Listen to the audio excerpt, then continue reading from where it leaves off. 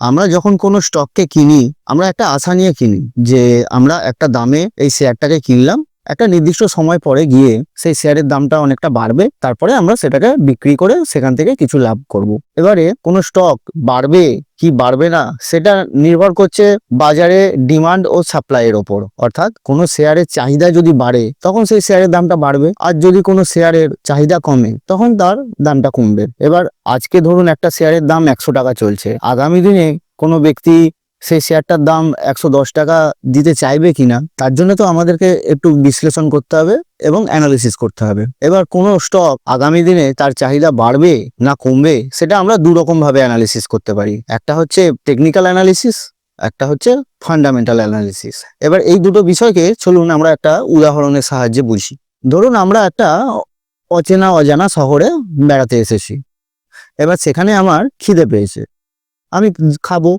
আমি গেছি বাজারে, এবারে গিয়ে দেখলাম কয়েকশো দোকানদার ওখানে রয়েছে, কয়েকশো খাবারের দোকান আছে। এবার কোন খাবারটা আমরা খাবো, কারোরটা ভালো হবে, কারোরটা খারাপ হতে পারে, কারোরটা দাম বেশি হতে পারে। এবার আমার কাছে যেহেতু অচেনা শহর, কাউকে আমি চিনি না, জানিও না কোন দোকানটায় কি রান্না হচ্ছে আর কোনটা ভালো, আমাদের কাছে দুটো অপশন আছে। একটা রাস্তা হলো আমরা কয়েকশো দোকানে ঘুরে ঘুরে ঘুরে ঘুরে ঘুরে ঘুরে দেখলাম কে কি রান্না করছে, কে কোন জিনিস দিয়ে রান্না করছে, কয়েকটা টেস্টও করে দেখলাম, তাদের মালিকের সাথে কথা বললাম যে আপনি কোন জিনিসটা বিক্রি করছেন আর কোন জিনিসটা আপনার সবচেয়ে ভালো। এটা একটা রাস্তা খোলা আছে। এর একটা সুবিধা কি হলো, আমি সব দোকানগুলোকে ঘুরে দেখলাম, এর মধ্যে থেকে আমার যেটা পছন্দ হলো আমি আমার চয়েস মতো আমার নিজের ইচ্ছা মতো জিনিসটাকে পেলাম। মানে আমার যেটা দরকার ছিল আমি একদম সঠিক জিনিসটাকে পেলাম। কিন্তু এর একটা সমস্যা হলো বাজারে কয়েকশো দোকান আছে। এবার সেই কয়েকশো দোকানকে ঘুরে ঘুরে দেখা, কে কি জিনিস দিয়ে রান্না করছে, কে কোন রেসিপি ইউজ করছে, কারটা ভালো কারটা খারাপ, এটা বিপুল সময়ের ব্যাপার, মানে লেবার কনজিউমিং।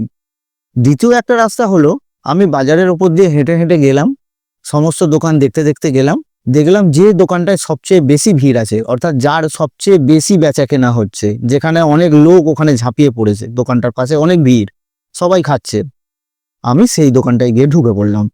এতে একটা কি সুবিধা হলো, যেহেতু ওখানকার লোকাল কাস্টমাররা ওই দোকানটাকে পছন্দ করছে, তার মানে সবচেয়ে বেস্ট চান্স যে ওখানে ভালো খাবারটাই পাওয়া যাচ্ছে। এবার প্রথমে যে মেথডটাকে বোঝালাম যে সব কটা দোকানকে আমরা ঘুরে ঘুরে ঘুরে ঘুরে দেখব কোন দোকানটায় আমরা ঢুকবো, সেটাকে বলা হয় ফান্ডামেন্টাল অ্যানালিসিস। আর দ্বিতীয় যে উপায়টা আপনাকে বললাম যে সব দোকান আমার ঘোরার দরকার নেই, যে দোকানটায় সবচেয়ে বেশি ভিড় আছে আমি সেখানে ঢুকে যাব, এটাকে বলে টেকনিক্যাল অ্যানালিসিস। এবার শেয়ারের ক্ষেত্রে ফান্ডামেন্টাল অ্যানালিসিস কিভাবে করা হয়, আমরা কোম্পানির ওয়েবসাইটে যাব বা এনএসির ওয়েবসাইটে যাব বা অনেক থার্ড পার্টি ওয়েবসাইট আছে যেমন স্ক্রিনার, সেখানে গিয়ে আমরা কি চেক করব, কোম্পানির সেলস বাড়ছে কিনা, কোম্পানির প্রফিট বাড়ছে কিনা, কোম্পানির ক্যাশ ফ্লো বাড়ছে কিনা, কোম্পানিতে কারা কারা শেয়ার হোল্ডার আছে, কোম্পানি কি জিনিস কি প্রোডাক্ট বানাচ্ছে, সেই প্রোডাক্টটার বাজারে চাহিদা আছে কিনা, প্রমোটার কি বলছে যে আমার সেক্টর কিভাবে গ্রো করবে, কত পার্সেন্ট হারে আমার সেল বাড়বে আগামী 5 বছরে, অন্য ইনভেস্টাররা কি করছে, আমার কোম্পানিতে টাকা অন্য ইনভেস্টাররা লাগাচ্ছে কিনা, সমস্ত আমরা এগুলো বিচার করব। দরকার পড়লে কোম্পানির প্রমোটারদের সাথে কথা বলবো, মেল পাঠাবো যে আমরা দেখবো যে আপনার কোম্পানি কি করতে চাইছে আগামী 10 বছরে। এইভাবে আমরা ফান্ডামেন্টাল অ্যানালিসিস করতে পারি। ফান্ডামেন্টাল অ্যানালিসিসের একটা সুবিধা হলো যে আমরা যে কোম্পানিতে টাকা লাগাচ্ছি তাতে আমরা অনেকটা পরিশ্রম করছি, অনেকটা ভালো করে খতিয়ে দেখছি যে এই কোম্পানিটা কি করে, আগামী 10 বছরে কি করতে চলেছে, এই কোম্পানির শেয়ারের এখন যেটা ভ্যালুয়েশন আছে আগামী দিনে বাড়বে কিনা, এই সমস্তগুলো রিসার্চ করছি। তার ফলে একটা গ্রেটার চান্স, মানে 80 to 90% চান্স থাকে যে কোম্পানিটা ঠিকই এগোবে বা আমার শেয়ারের দামটা আগামী 2 বছর 5 বছর 10 বছরে অনেকটাই বাড়বে। এবার টেকনিক্যাল অ্যানালিসিসের 3টে মেন মশলা আছে। এক হলো প্রাইস, 2 হলো ভলিউম, 3 হলো টাইম। প্রাইস বলতে বুঝি আমরা শেয়ারের দাম কত চলছে, এটা মানা হয় যে প্রাইস ডিসকাউন্টস অল, অর্থাৎ বাজারে যা নিউজ আছে, অর্থাৎ কোনো কোম্পানির সেল বাড়ছে কিনা, তার প্রফিট বাড়ছে কিনা, তার কি ফিউচার গ্রোথ আছে, কি ফিউচার প্রসপেক্ট আছে, প্রমোটার কিরকম, তার তা নিয়ে যাবতীয় যা নিউজ আছে তা সব কোথায় রিফ্লেক্ট করে, তা হলো প্রাইসে। অর্থাৎ আজকে যে দামটা চলছে, আজকের দিনে দাঁড়িয়ে যা নিউজ অ্যাভেলেবেল আছে তা রিফ্লেক্ট করবে প্রাইসে। এবার আছে ভলিউম। কোনো শেয়ারে কিরকম চাহিদা আছে, কত লোক ওই শেয়ারটার পেছনে পাগল, অর্থাৎ শেয়ারের দাম বাড়ছে এবং কত লোক সেটাকে কিনছে, সেটা আমরা কিভাবে জানবো? সেটা হলো ভলিউমের সাহায্যে।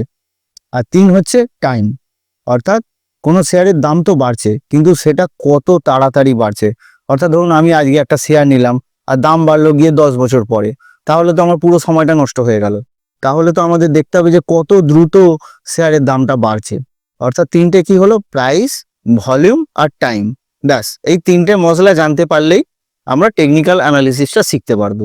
কিন্তু যতটা সহজে আমি এখানে বোঝালাম অতটাও সহজ নয় সমস্ত বিষয়গুলোকে জানা, তার প্যাটার্নকে রেকগনাইজ করা, সেগুলোকে একটু শিখতে হয়।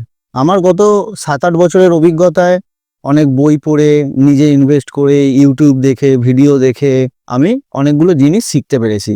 আর আপনাদের সাথে এই নলেজটা আমি শেয়ার করব বলেই আমার এই চ্যানেলটা খোলা, যাতে আপনারাও ঠিকঠাক টেকনিক্যাল অ্যানালিসিস শিখতে পারেন আর সঠিক স্টক চুজ করতে পারেন।